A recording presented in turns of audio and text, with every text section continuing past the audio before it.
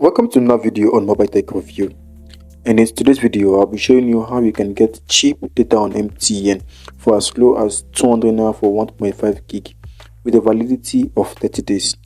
And if it's something that interests you, I want to stick around this video to the very end and make sure you don't miss any parts. So without further ado, let's dive right in. First and first, click on the iPad and next dial that 312*88#. And next dial it using MTN SIM. And here you can see you'll be charged 200 Naira for this purchase of 1 gig plus 500 MB monthly plan. So to purchase, select one of purchase.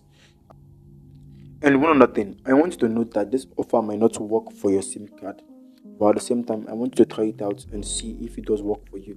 And in case it works for you, I want you to comment in the comment section letting me know that it works for you. Thanks for watching to the end. See you in the next one.